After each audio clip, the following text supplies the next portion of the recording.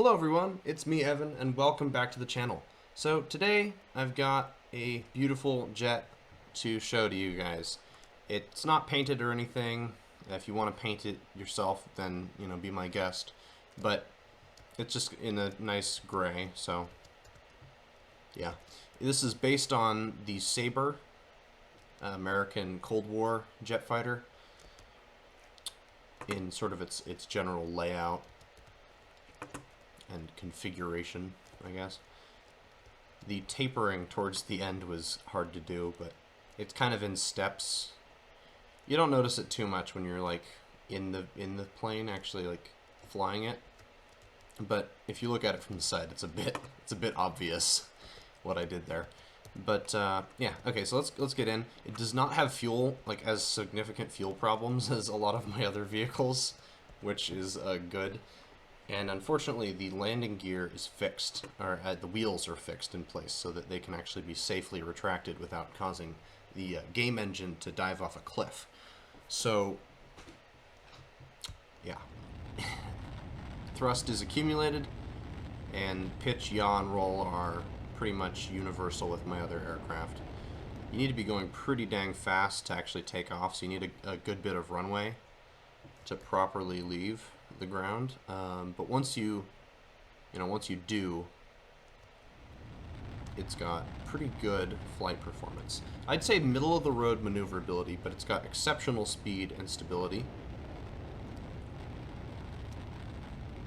So, or at least for an aircraft of its sort of make and, of its build quality, I guess.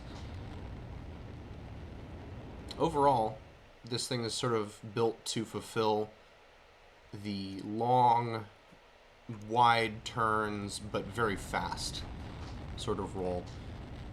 I basically was trying to build a jet that would work in War Thunder in terms of like the type of dogfighting you tend to do in that game, at least in high tier jet combat, which is these very, very wide, long turns, keeping momentum, all of that.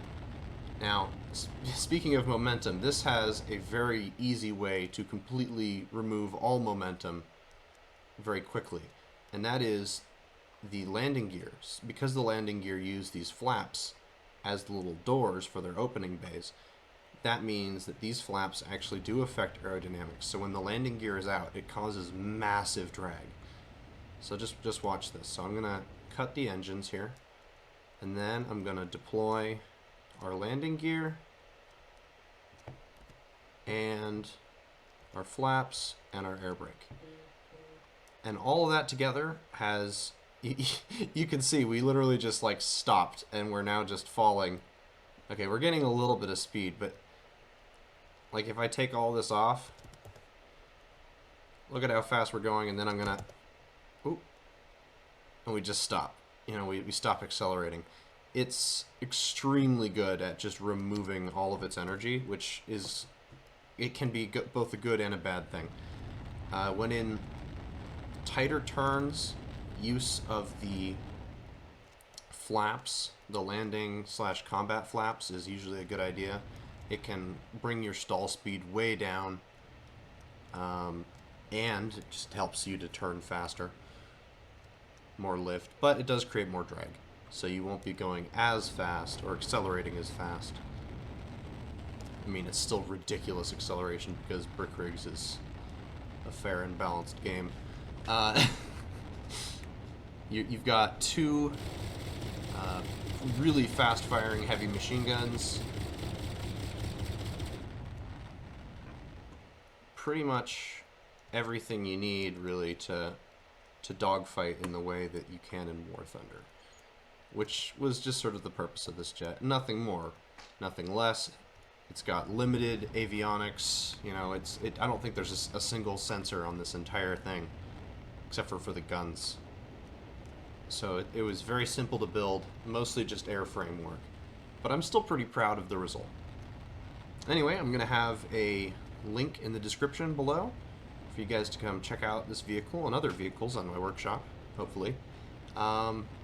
And this will also be featured in a jet montage I'm working on.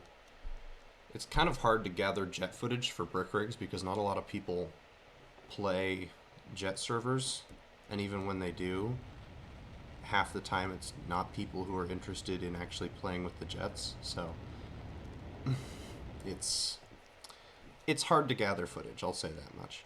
But it is on the way. I've got footage enough for now to work on. So yeah, that's coming up. Y'all keep safe. I don't know what else to say. Yeah, okay. Bye-bye.